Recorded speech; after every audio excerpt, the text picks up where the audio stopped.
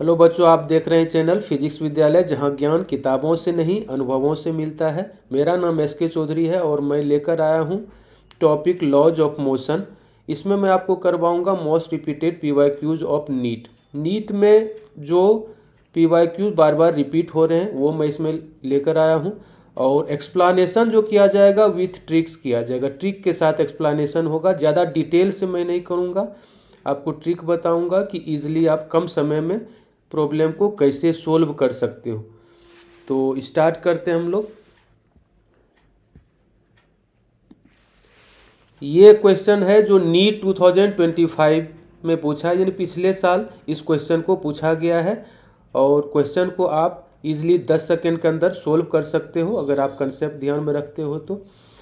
Question में कह रहा है कि ball of mass 0.5 kg drop from a height of 40 metre. 40 metre के हाइट से 0.5 kg के बॉल को गिराया जाता है। यहाँ से आप निकाल लो कि किस स्पीड से ये ग्राउंड को स्ट्राइक करेगा।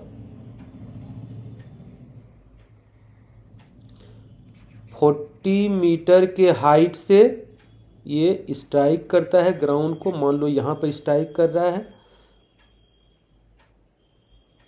ये ग्राउंड है, और किस स्पीड से स्ट्राइक करेगा वो पहले आप निकाल लो। मान लो कि v1 स्पीड से स्ट्राइक करेगा तो v1 आप यहाँ से कैलकुलेट करो। v1 इक्वल्स टू, फॉर्मूला जो आपको यूज करना है रूट अंडर 2gh, ये फॉर्मूला यूज करना है 2gh1।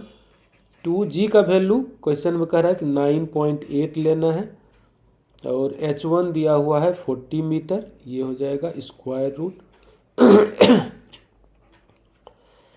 इसको आप सोल्व देखो कैसे करोगे। ये यहाँ जो जीरो है 10 से आप इसको मल्टीप्लाई करते हो तो 98 हो जाता है। 98 इंटू 2 196 होगा, 196, और बच जाता है 4 इंटू 4।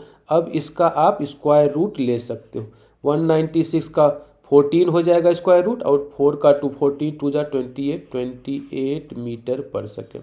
इस स्पीड से ग्राउंड को स्ट्राइक किया है। उसके बाद कह रहा है कि ball rises up to a height 10 metre. 10 metre height तक बॉल टकराने के बाद गया है। ये आप मान लो ये है 10 मीटर। फाइनली यहाँ पर वेलोसिटी 0 हो जाएगा, v फाइनल। और किस स्पीड से ये उठा है उसको आप मान लो v2। तो v2 यहाँ से आप कैलकुलेट कर लो। v2 इक्वल्स टू, फॉर्मूला वही यूज करना है, रूट अंडर 2gh2 हो जाएगा। यहाँ पर 2g का वैल्यू 9.8, h2 दिया हुआ है 10, स्क्वायर रूट, ये आ जाएगा आपका 14, क्योंकि ये 98 हो जाएगा। 10 से मल्टीप्लाई करने, 2 से मल्टीप्लाई करोगे तो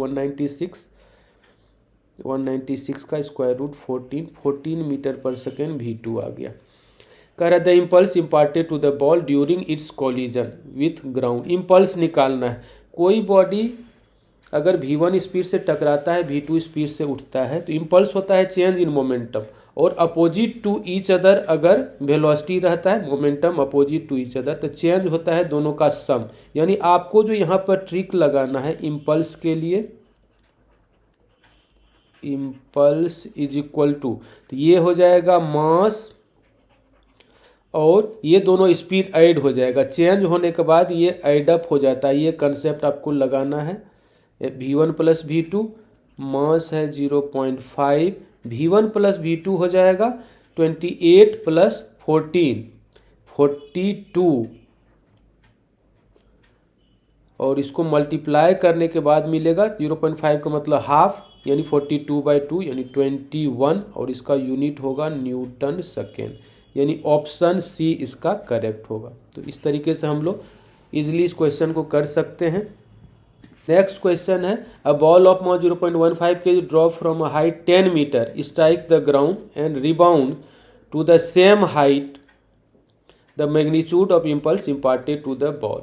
जी का वैल्यू 10 लेना है। 10 मीटर के हाइट से गिराया जाता है और रिबाउंड होकर सेम हाइट तक जाता है। ये आप मान लो ये ग्राउंड है, और ये 10 मीटर के हाइट से गिराया जाता है, 10 मीटर के हाइट से गिराया जाता है v1 स्पीड से, या v स्पीड से टकराएगा और इसी स्पीड से उठता है, स्पीड सेम, इसी स्पीड से उठेगा तभी वो सेम हाइट तक जा पाएगा। तो आप इस कंसेप्ट को ध्यान में रख सकते हो, सेम हाइट जा रहा है तो चेंज इन मोमेंटम हो जाएगा mv plus mv, 2mv, opposite to each other रहता है तो चेंज के केस में दोनों सम हो जाता है। बस आपको चाहिए इम्पल्स के लिए चेंज इन मोमेंटम, ये हो जाएगा 2mv, v निकाल करके रख देना है यहाँ पर, तो v होगा √2gh, 2g का वैल्यू 10 लेना है और h है 10, तो ये हो जाएगा 10√2, 10√2 का वैल्यू 1.4 ले लो तो ये हो जाएगा 14, ये स्पीड आ जाएगा, ये इसमें रख देना है। तो 2 इंटू मास है 0.15 इंटू स्पीड है 14, डेसिमल हटाओगे तो नीचे आएगा 100, 5 से आप कटाओगे तो 5 3 जा 15, 5 से ये 20 हो जाएगा, 2 से कटाओगे तो ये 10 होगा, 14 इंटू 3 42 डिवाइडेड बाई 10 यानी 4.2 इतना kg मीटर पर सेकेंड इसका यूनिट हो जाएगा, kg मीटर पर सेकेंड, यानी ऑप्शन सी इसका करेक्ट होगा। तो इस तरीके से हम लोग क्वेश्चन को कर सकते हैं। नेक्स्ट क्वेश्चन है जो नीट 2016 में पूछा है और रिसेंट में जो क्वेश्चन पूछे जा रहे हैं वही मैं इसमें लेकर आया हूं जो बार बार रिपीट हो रहा है। A ball of mass m strikes a ball with a speed v at an angle of 60 degree with the normal to the wall, wall के नॉर्मल के साथ 60 डिग्री एंगल पर यहाँ पर एंगल बना रहा है। ये आपको कह रहा है कि ये आप मान लो वॉल है और ये नॉर्मल है, इस बार नॉर्मल के साथ एंगल दिया हुआ है, यानी ये स्ट्राइक कर रहा है, ये एंगल दिया हुआ है 60 डिग्री और gets reflected with the same speed at same angle, यानी सेम स्पीड से सेम एंगल पर ये रिफ्लेक्ट होता है, ये इस तरीके से रिफ्लेक्ट करता है, ये सेम एंगल है, स्पीड सेम, जिस स्पीड से स्ट्राइक किया है उसी स्पीड से इधर हुआ है। आपको निकालना है impulse imparted by the wall, impulse is equal to change in momentum होता है इम्पल्स, और आपको बस ट्रिक लगाना है, नॉर्मल के साथ एंगल है तो 2mv cos थीटा, क्या लगाना है बच्चों 2mv cos theta, 2mv cos theta, theta 60 degree दिया हुआ है ये रख देंगे, 2mv cos 60 का वैल्यू हाफ यानी 2 कैंसिल हो जाएगा, आंसर आ जाएगा mv, यानी फर्स्ट ऑप्शन इसका करेक्ट होगा। उसके बाद ये क्वेश्चन है जो नीट 2024 में पूछा है, दो ब्लॉक है ए और बी, मास दिया हुआ है 2 kg और 3 kg, ए का मास 2 kg है, बी का मास 3 kg है। The block slide over a frictionless surface, the force exerted by block A on block B, A के कारण बी पर क्या फोर्स लगेगा, ए के कारण बी पर क्या फोर्स लगेगा, ये फोर्स पूछ रहा है, ए के कारण बी पर क्या फोर्स लगेगा। इस फोर्स को आप मान लो एफ मान लो कि जो ए के कारण बी पर लगेगा, यही एफ आपको कैलकुलेट करना है। सबसे पहले एक्सेलरेशन निकाल लेना है, एक्सेलरेशन होता है unbalance force by total mass, unbalance force है 10, टोटल मास में हो जाएगा 2 + 3 यानी 10/5, 10/5 यानी 2 मीटर पर सेकेंड स्क्वायर, ये एक्सेलरेशन हो जाएगा।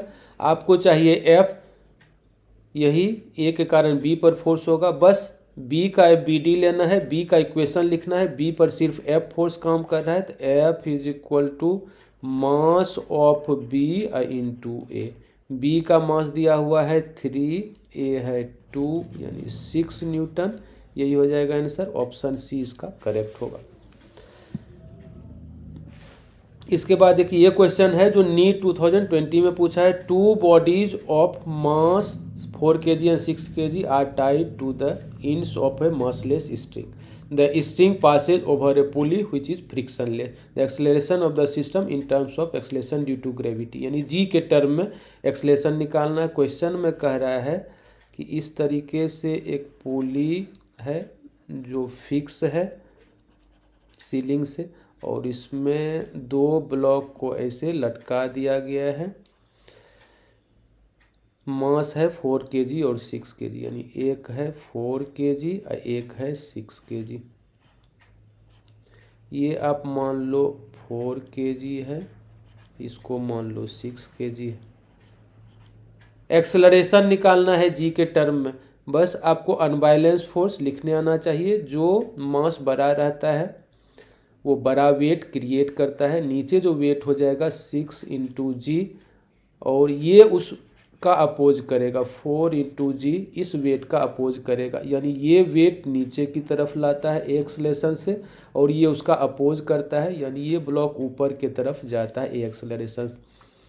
आपको एक्सेलरेशन निकालना है तो unbalance force by total mass. Unbalance force में हो जाएगा 6g या -4g, यानी ये ले जाता है ड्राइविंग फोर्स है, और ये उसका अपोज करता है अपोजिंग फोर्स होता है। Divided by total mass, total mass हो जाएगा 6 + 4, 6g - 4g, ये आ जाएगा 2g डिवाइडेड बाय 10। 2 से आप कटा दोगे 2 × 5 = 10, तो g के टर्म में आ जाएगा g/5, यानी ऑप्शन सी इसका करेक्ट होगा। इस तरीके से हम लोग प्रॉब्लम को करेंगे और इजीली